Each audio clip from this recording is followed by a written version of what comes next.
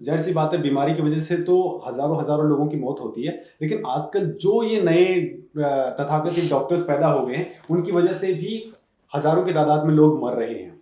वो क्यों मर रहे हैं सर, इस पे हम जाएँगे, लेकिन उससे पहले सर हमें ये बताइए कि अभी क्रोनिक किडनी डिजीज़ की बात हो रही है, सर एक्चुअल में होती क्यों है? ऐसे कौन से फैक्टर्स हैं जो इनके लिए ज़िम्मेदार हैं? और एक और पॉइंट सर, कि किसी को भी हो रही है, वो सर यस पता कैसे चला है? फर्स्ट सिम्पटम्स कौन से यस नज़र आने लग गए हैं, ताकि वो पकड़ कर ले और फिर वो उनके कॉजेज़ पे जाए? देखिए, क्रॉनिक किडनी डिसीज, आप और मैं सब हैरान हैं कि अमेरिका में उनके एडल्ट पॉपुलेशन को जब उन्होंने स्क्रीन किया तो 15% एडल्ट्स में क्रॉनिक किडनी डिसीज पाई गई। इंडिया में एक छोटा सर्वे हुआ है, हजारों पेशेंट्स को स्क्रीन किया, हजारों जनरल पॉपुलेशन में लोगों को स्क्रीन किया गया। बहुत बड़ा पॉपुलेशन नहीं है, बट सिग्निफिकेंट पोर्शन पॉपुलेशन को स्क्रीन करने पर एक सीक स्टडी है, जिसमें इंडियन पॉपुलेशन में उन्होंने पाया कि 17% इंडियन एडल्ट्स लोगों में किसी न किसी लेवल की किडनी प्रॉब्लम है। तो किडनी प्रॉब्लम बहुत कॉमन हो रही है, इसके बहुत सारे फैक्टर्स हैं, एक फैक्टर नहीं है। सबसे कॉमन जो हम देख रहे हैं, आज 1/3 एडल्ट लोगों को बीपी है, 50 की एज तक पहुंचते पहुंचते 1/3 लोगों को शुगर आ रही है। तो ये लाइफस्टाइल डिसऑर्डर्स हैं। हमारे जीवन शैली में जो दोष हमारे आ गए हैं, उनसे आने वाले ये बीमारियां हैं। आज 4% स्कूली बच्चों में बीपी आ रहा है। 13 से 18 एज ग्रुप के जो बच्चे हैं स्कूल के, एडोलसेंट एज ग्रुप के, उनमें 4% बच्चों में बीपी है, 20% बच्चे ओवरवेट या ओबेज हैं। तो ये हमारी जीवन शैली जो चेंज होते जा रही है, इसकी वजह से इस तरह से हमारी बीमारियां जो हैं, बीपी, शुगर, मोटापा, इन सब से लिंक्ड एक किस्म से किडनी प्रॉब्लम भी आ रही है। पर यही सिर्फ नहीं है। मैं पेशेंट्स को जब समझाता हूं, उनको बोलता हूं कि देखिए, कभी कभी किडनी प्रॉब्लम जो है विरासत में हमें आती है, पेरेंट्स उनके प्रीवियस जनरेशन से, जैसे पॉलीसिस्टिक किडनी डिसीज होती है, एल्पोर्ट सिंड्रोम, कई ऐसी जेनेटिक डिसऑर्डर्स हैं जो एक जनरेशन से दूसरे जनरेशन में जाती हैं। तो एक हो गया विरासत में आना, एक होता है हम अपने से अपनी जीवन शैली को बिगाड़कर हम अफेक्ट कर रहे हैं अपने को। उसमें हो गया मोटापा, शुगर और बीपी, ये मेन कारण हो गए। कुछ किडनी प्रॉब्लम्स ऐसी होती हैं जो हमने जानबूझकर अपने आप को हार्म, अपने पैर पर कुल्हाड़ी मारने जैसा हमने कर लिया है। ऑलरेडी हम इतने दूषित वातावरण में रह रहे हैं कि ये पार्टिकुलेट मैटर, जितना पोल्यूटेड दिल्ली सिटी या मुंबई, ये सिटीज जो हैं, रोज 10 सिगरेट पीने जितना जो पार्टिकुलेट मैटर है, ये देखा गया है कि ये जो टॉक्सिन्स हमारे बॉडी में जा रहे हैं, वो भी किडनी को अफेक्ट कर रहे हैं।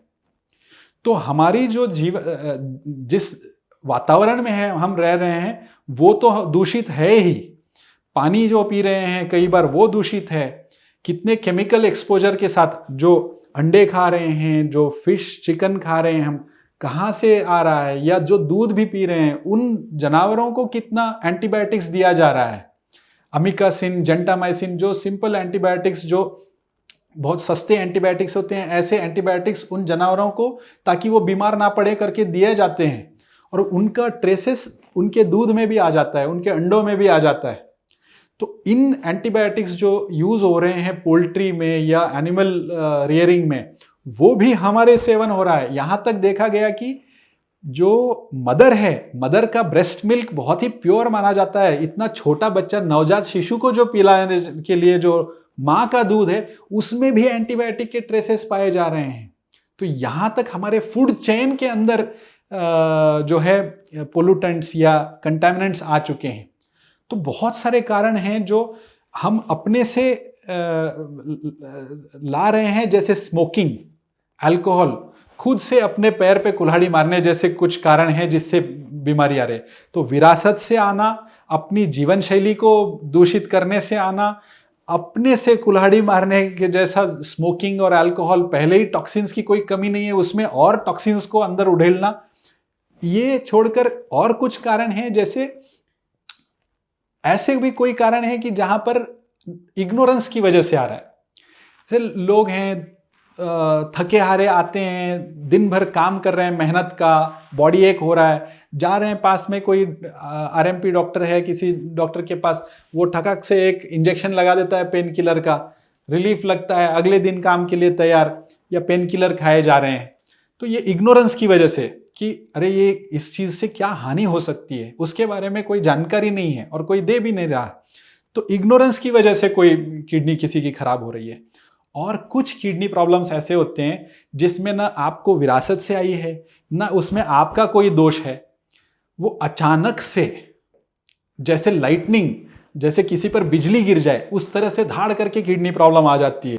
वो होते हैं रैपिडली प्रोग्रेसिंग ग्लोमेरुलोनेफ्राइटिस किस्म की बीमारियां, जो ऑटो इम्यून, मतलब हमारी इम्यून सिस्टम जो दुश्मन से लड़ने के लिए है, इन्फेक्शन से लड़ने के लिए, उसमें जेनेटिक म्यूटेशन आकर, जैसे हमारा जो आर्मी है दुश्मन से लड़ने के लिए, बट अगर उसमें करप्शन हो जाए और अपने सिविलियन पॉपुलेशन को मारने लग जाए, तो उसी तरह हमारी जो इम्यून सिस्टम में जब ऑटो इम्यून डिसऑर्डर हो जाता है जेनेटिक म्यूटेशन की वजह से, वो अपने ही ऑर्गन को या टिश्यू को दुश्मन मानकर उसके अगेंस्ट काम करने लग जाता है, तो अचानक से इस तरह की किडनी प्रॉब्लम आती है जो फटाफट किडनी खराब होने लग जाती है। और उसे आइडेंटिफाई टाइमली करना और ठीक करने से वो बचा सकते हैं इम्यूनिटी को सप्रेस कर कर। तो इस तरह से बहुत सारे कारण हैं किडनी फेलियर के। इनमें से सबसे कॉमन शुगर, बीपी, मोटापा, टॉक्सिन्स, पेन किलर्स, इग्नोरेंस की वजह से लिए हुए आयुर्वेदिक मेडिसिन, ये जो हैं प्रमुख कारण हैं जो अवॉइड कर सकते हैं। जो बिजली गिरने से जैसे जो किडनी प्रॉब्लम्स आते हैं सडनली, जिसके लिए ना आप खुद को दोष दे सकते हैं ना और किसी को, वो म्यूटेशन से हुए सो जो हैं उनके लिए तो आप कुछ नहीं कर सकते हो, मतलब बट जो मेजॉरिटी किडनी प्रॉब्लम्स हैं उनके लिए तो हम अपनी जीवन शैली पर हमें फोकस करना जरूरी है। स्मोकिंग, अल्कोहल या excessive consumption of animal protein, जो मीट है, नॉनवेज का अत्यधिक सेवन करना, इन चीज़ों से बचना, मोटापा नहीं आने देने जैसा फिजिकल एक्टिविटी रखना, इन चीज़ों से हम जो मेजर किडनी प्रॉब्लम्स है 30% जो किडनी प्रॉब्लम्स जिन वजह से आ रहे हैं, उनको हम एटलीस्ट अपनी जीवन शैली को सुधार कर चेंज कर सकते हैं।